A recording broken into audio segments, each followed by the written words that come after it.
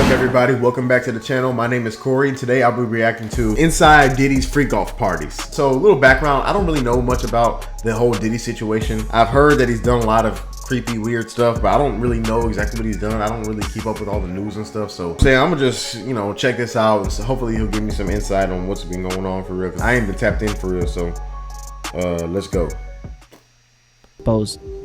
Sean Diddy Combs has been a mogul in the music industry for over 30 years. In the late 90s, Sean Diddy Combs started hosting these all-white parties. The all-white party was an industry party hosted by Diddy himself. There were 3 different criteria for anyone who wanted to attend. Number 1, come with a good attitude, ready to have fun and let loose. Number 2, have ties to the circle of celebrities attending. And number 3, show up in white clothing. The parties were a white dress code and decor-themed event attended by all the A-list celebrities in the industry you could possibly think of. These events helped the music mogul raise his profile in the industry, something he took great pride in. They won't even give me a permit for the parties, man. They don't want me to throw the parties no more. But we ain't gonna stop. But here's the thing that I've always wondered, right? Like, why do all these A-list celebrities go to Diddy's party? I know Diddy, I know he was big back in the day, but I mean, I guess he was that big. Like, maybe he was just so famous, has so much influence that he can get anyone to come to the party. And then it became synonymous with him. Like, the parties became like this big thing, so people just wanted to experience it, I'm sure. This was in 1999. That's crazy. Having fun bringing people together from all walks of life. I do actually like Diddy's music, though. I'll give you that. I'll give him that. He makes good music. Run these parties between 1998 and 2009 when the last one took place. The very much publicized all-white parties are, however, not to be confused with the so-called freak-offs. These after-hour activities were not so known by the public. It was the party after the party. Drugs and baby oil are at the top of the headlines in relation to these dark SEX substance-infused get-togethers hosted by Diddy. These SEX-ual encounters are described as coercive and abusive by the prosecution seeking legal action against Sean Combs. Abused, threatened, and coerced women and other people around him to fulfill his SEX-ual desires. Diddy's freak-offs were allegedly fueled by a criminal enterprise who forced others into SEX. Right, what does Biggie think about all this, man? I've always wondered, like, was he always an odd guy? Was he always kind of weird? Like, with people growing up, childhood friends and whatnot, would they be able to say, would they look back and be like, yeah, I saw this coming? He was kind of weird. Does this kind of behavior come with money and status and all that? Like, because I've seen a lot of celebrities that do weird stuff. Do they only do that because, like, all the fame gets to their head, or are they just a weird person that happened to become successful? Diddy put together what he called freak-offs, which were essentially SEX marathons that were not consensual. He allegedly lured his female victims by creating an orbit of one not consensual relationship, consensual violence Wait, and physical. He allegedly lured his female victims. He allegedly lured his female victims. He lured female victims into his orbit, often under the pretense of a romantic relationship. Then he uses force, threats of force, and coercion to cause victims to engage in extended sex.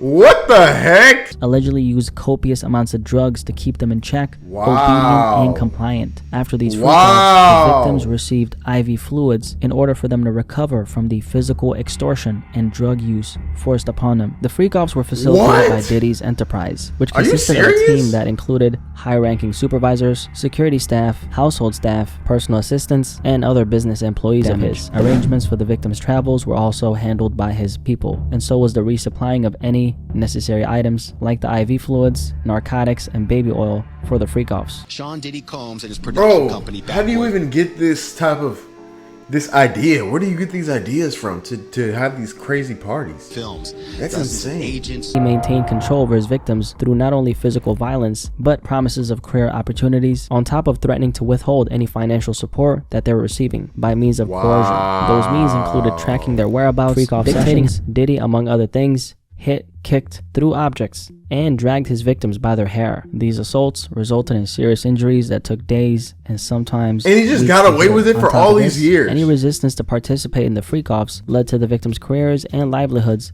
getting threatened, which Diddy had full control over. The victims fully believed that they couldn't refuse any demands made by Diddy without risking their financial or job security, or without repercussions that came in the form of physical and emotional abuse. Diddy, what is he gonna do? Used the freak-off recordings he had of the victim. To my understanding, he's under arrest right now, so I think I heard that they searched his house and like took all the video cameras and stuff. So a lot of people are gonna be in some hot You know what I'm saying? When these videos come out, man.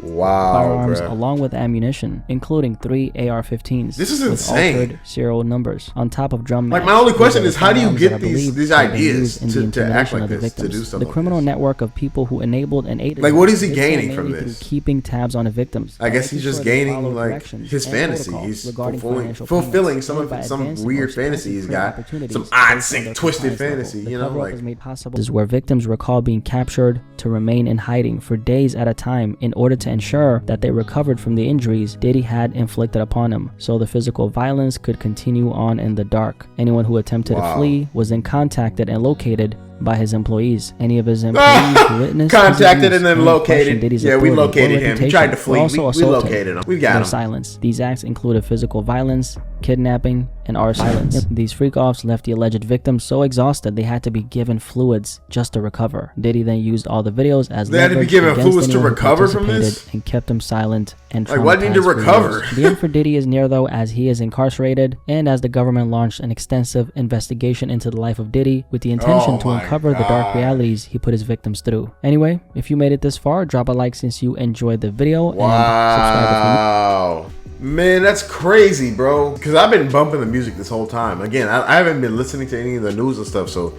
the fact, like, I didn't know any of that stuff, man. That's crazy. I just can't even imagine, like what goes through your mind, and how is he?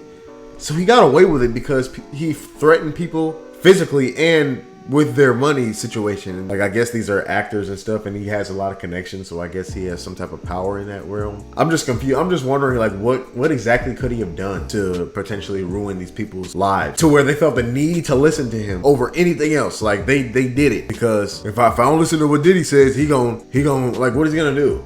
We will keep an eye out. You know what I'm saying? We will be tracking this situation, and I'll give my 2 cents on other little things that pop up. So stay tuned. I will see you next time, and peace out.